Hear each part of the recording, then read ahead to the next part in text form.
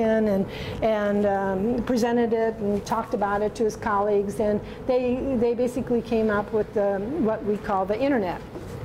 And so the internet is really a way to connect a group of computers. And so my little drawing here is basically here. Maybe here you are with your computer, and you wanna interact with somebody in California or in Washington D.C. And so you have a way to communicate with that person.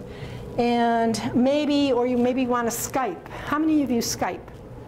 Sure, that's a nice way to interact with family members or others that over the internet or over the web, looking at, getting several computers talking to one another at the same time. In the old days, the computers labs were set up so there were all kinds of dummy terminals. So you had keyboards, and everything went to and from another computer, which was called a server. And so this server basically had the application. If you want to do a Microsoft Word program, for example, you want to type up an article, you could sit at a computer in a computer lab, and you could access the word processing program from the server. It wasn't in your computer. It was in the server. So you just access that, and you could use it to type your message or your homework file or whatever you were trying to do. And then when you're done, you shut it off, and the connection is broken then. And so, but everything, all the applications were on the server. In many of your healthcare institutions, especially very large ones, there are servers that store the information. And it's not one server, but probably several servers that are storing all the information. So patient data, lab data, radiology data, all of this kind of information is probably stored on different servers. 2 days ago, Friday. I guess it was Friday, so 3 days ago. We had a bad storm here in Pittsburgh, and there was a massive flood in one of our major streets, Washington Boulevard. And 4 people actually were killed. 3 people, a mother and 2 daughters in a car, and a lady got swept away from her car. And it was, the storm, we had a lot of rain, like 2 inches in a very short period of time. And so this little basin filled up and flooded, 9 feet of water in the road. People got caught in their cars because it came on so fast. But the other part of that problem was the lights went out in Oakland. Oakland is where the University of Pittsburgh is, down, I want to say downtown, but it's not downtown, but it's up a little bit east of downtown. And all the lights went out. It's like shutting off the street lights in the major thoroughfare of your community. People weren't stopping at the lights. They were out. They knew they weren't working, but they didn't use them like a 4-way stop. They just drove through them. And Forbes Avenue, Fifth Avenue was a disaster area. 2 hospitals lost power. Okay, Montefiore, which is a major hospital in Oakland, and another hospital lost power. And so if you think about that, if you have patients on respirators, you have surgeons doing surgery, what are you going to do if the power gets, is shut off? And so they use their emergency generators to go ahead and keep the hospitals running. But a lot of the other buildings they sent their people home, said, we can't do anything with even the Pittsburgh, University of Pittsburgh police, campus police, they sent them home. I thought they probably should have sent them to the intersections to help with the traffic lights. But they sent them home because they couldn't do anything. So anyway, there has to be backup systems in some way. And so when you have a server that goes down, if the server is, like the generators that are providing the electricity and they're not working, then all the systems aren't going to work. So if the power went off here in this building, the computer systems are going to go down too, because likely until there's some kind of emergency power system that they have. So that's always a problem with the electronic technology is, you know, to what extent do you need electrical capabilities? And again, thinking of the tsunami in Japan and the disastrous results in the hospitals and healthcare facilities in that country, and no power, no information to healthcare. The people there don't keep their records. They keep them with the hospitals. The hospitals lost their equipment, and so you have to think a little bit about where are you going to store information. If you have a server where sort of the gatekeeper, and what happens if you lose that? You're working on your DNP program, okay, your capstone program. Where do you keep your text file for that program, for your capstone? On your laptop or your computer? Hard drive and where? Jump drive. Jump drive. Okay, so at least 2 places. Because if your hard drive crashes, what do you have? Nothing. Okay. If you lose your jump drive and your hard drive crashes, what do you have? Nothing. Probably I email it to myself. Okay, so then you have email. Okay, that's a good way to do that, because then you can always, hopefully from another computer somewhere, go ahead and get that. I remember when I was working on my dissertation, my PhD dissertation, I kept a copy on my computer, I kept a copy at work, on my computer at work, I kept a copy in my car. And, you know, so I figured, you know, if there was one disaster, it wouldn't be too bad. I'd still have 2 other sources. But, you know, that's something that you need to think about, or backup service. Some people have computer backup service, you know, on a cloud somewhere that's storing your information. And that would be helpful. You want to be really careful about keeping things at work, though, because most facilities have a policy that anything that's on your work computer is theirs. Right, right. And I should qualify that. I was a nurse educator at the time, and they allowed us to store things on the computer. But if you're in a hospital facility or in a clinic or something like that, you're probably not going to be able to do that. So, you know, that's something to always keep in mind. One of my colleagues was working on her dissertation at the same time I was, and she came in class one time in tears. Her car was broken into, and she said she had her dissertation, her laptop, all the backups in her trunk of her car, and when her car was broken into, they took the contents of the trunk of her car. So everything was gone, and she had no backups, so even find a friendly friend who is, you know, willing to store your information until you're all done, and that might help a little bit. So there were problems with the internet way back then, and there's still problems with our electronic communications now. The communications that you need here in terms of the internet were very simple in the old days. You had a computer, you connected to either a server or to some other resource, and you got a screen. Usually they were amber screens or green screens rather than what you have now. And you had an R and a semicolon, and you start typing in your text, whatever you wanted to do. If you wanted to hunt for files, you might say gopher. Or if you were searching a server, you might look for Veronica or something like that. So you type in a word and you press the go key or your return key, and you know it took you somewhere. But it was all text, no point and click, the nice things that we do today. The University of Minnesota was very innovative with the early technology, and kind of got onto this idea about the internet and said, well, there's going to be all these computers all over the world, and how are we going to connect with one another? In the military, in the U.S. military, we could keep one system, one program basically connecting all the computers. But what if you wanted to connect with somebody at the University of Munich or the University of Washington or Ohio State or something like that? You know, you need to have some kind of mechanism. So University of Minnesota came up with the idea of what's called Gopher. And Gopher was a search engine. It was a way to find information. And there were several components. One of them was Veronica.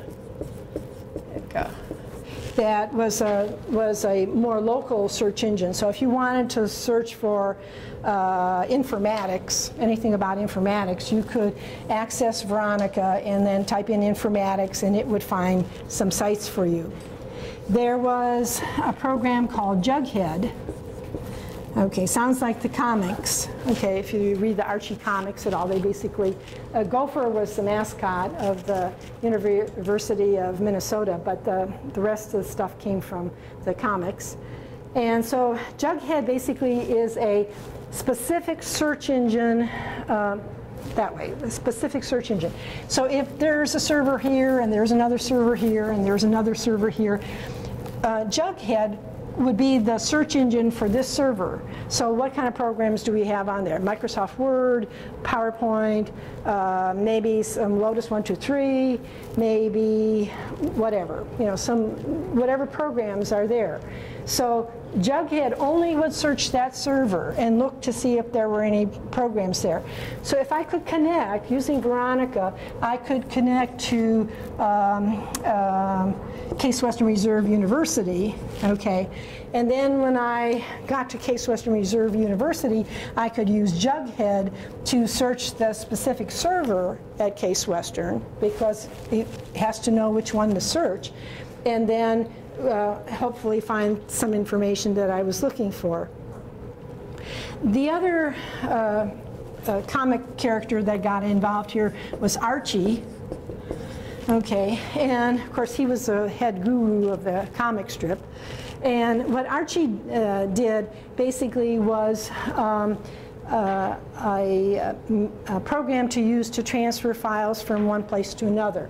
So let's say here you are over here, and you have a file that you want to transfer to somebody else. So let's say it's your a dissertation file, and you go ahead and could use FTP to transfer that file to this person over here. Maybe this is a parent or something like that, that's going to store your file for you.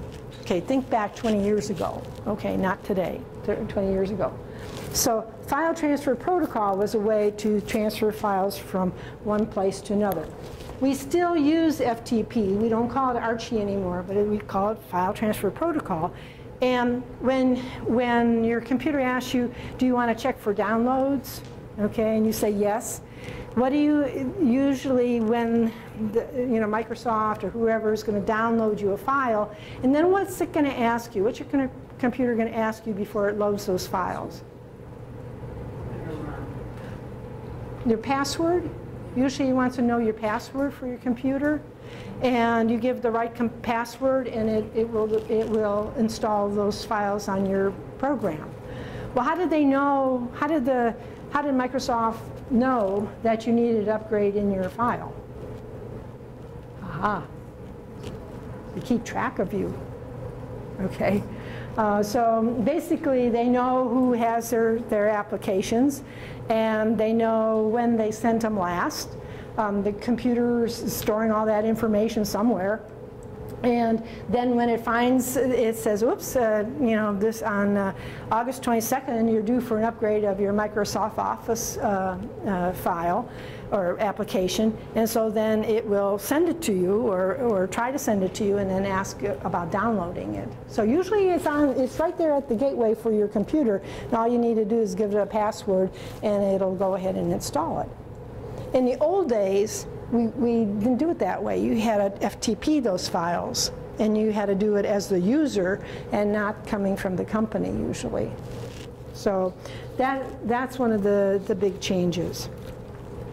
So you need, today, if we think a little bit about a computer and trying to get on the internet and not just the web. You can think web if you want, but you know, we're going to be a little broader than that.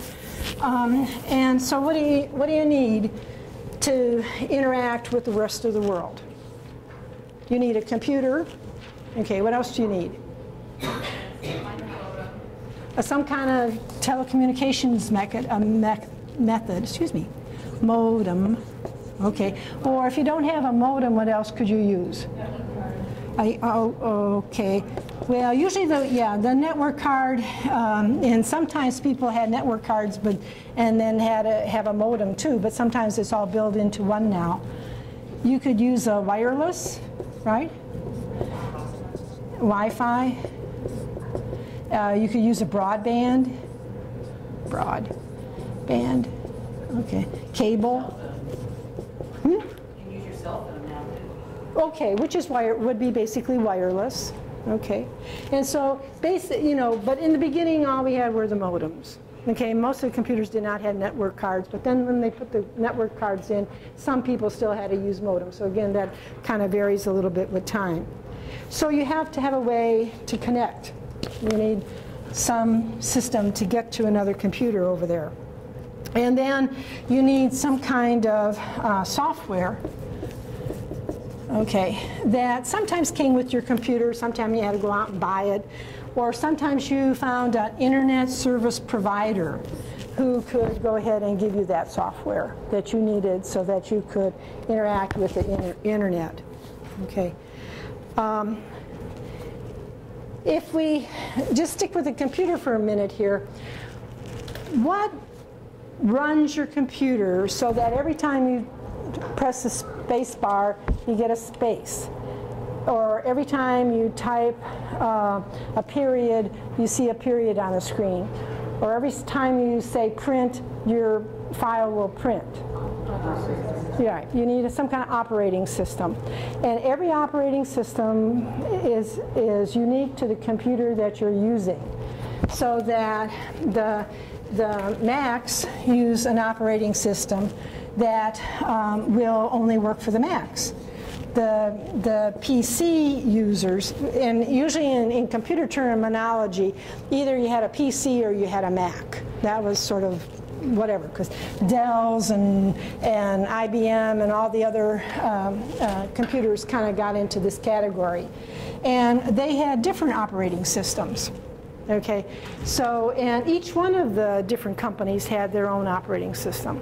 Okay, so now on the Windows, which operating system are you mostly seeing?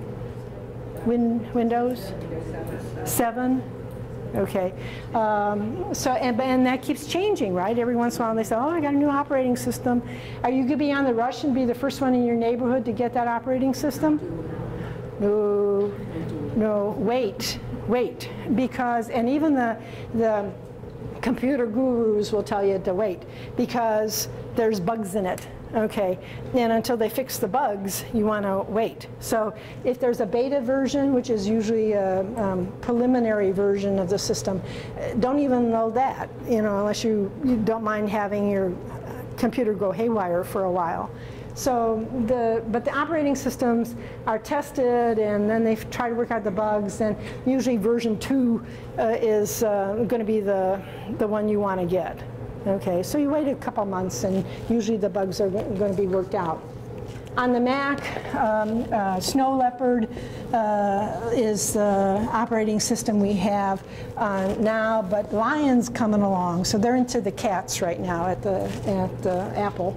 So the Lion is the new interface, but again, you're going to wait a little while probably before you access that. In the old days, with our old computers, there was a VMS system that worked on the PCs, and even some of your old antiquated hardware might still be in some of the outlying areas where people don't have access to the resources, and so But usually the VMS system is a text-based, and so it tends to be used pretty good for genomic activity and things like that, but not necessarily for the kind of work that we would do. Internet service providers can provide a lot of good things for you, but sometimes you can pick and choose who you want. Typically, telephone companies or cable companies are internet service providers. So Comcast, Verizon might be an internet service provider. Sometimes the colleges and universities will be service providers. And at Missouri State, all the students had access to the university's internet access, so that the university was the internet service provider. It was free. Now I'm not sure about Robert Morris, whether they have a free internet service for you. So that helps if you were trying to save a little bit of money and not have to pay for things you don't want or need. In Pittsburgh, there's a number of public places that are internet service providers, wireless, so that you can take your laptop and go to Starbucks or whatever and might be able to use your computer there. They're not as safe. That's one of the things about public service providers, is sometimes they have it's a little easier to have break-ins into their system, so you have to be a little cautious. And I don't want to do my banking at Starbucks. I would, maybe do some communication with friends or something like that. But some of the things that we're a little bit more concerned about security might be a problem. AOL, MSN were early service providers. Some of these were fee-based, so you had to pay a monthly fee. And even with your cable companies, you're paying a monthly fee probably for some access to the internet. And you get an email address. Let's see, get this here. And so that people can send you information and you can send them information. Sometimes they'll give you a web page, and that'd be something if you're interested in distributing something to a variety of like a study or test or whatever you want. You could I could set up a web page. You could access my web page, and that way I could put files on there. I could put information on there, and but it might not be. It might not be set up so that you could have responses back other than through email. But the web page could be a good source. Since our family's kind of scattered, we have a family web page, and so every couple of months or so I put up a new page on my website, and so that my son in California can see how his nephews and nieces are growing, and we could share pictures. When my husband and I went to the Czech Republic, I put a bunch of pictures about some of the castles and other places that we saw, family that we saw there, so that it's a way to share information.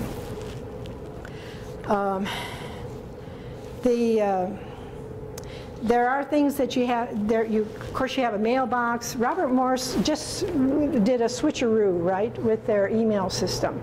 So some of you may have been using the Robert Morris system, and now you have to use Google, right? Google with the Robert Gmail. Yeah, it's a Google Mail.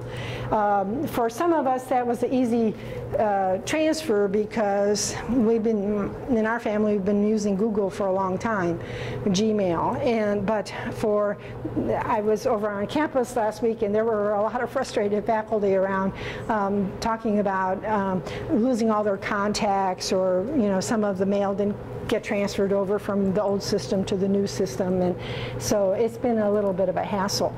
But Gmail is very easy to use, very easy to learn. You can label things, you can tag things so that if you're looking, like I set up a label for this class so that you send me an email, I label it fall students, and so I can put that label there. If I want to call up all the fall students, what they've sent me, I can get a list of that. So it's very easy, and it's and you can adjust the screen so that the unread mails up on the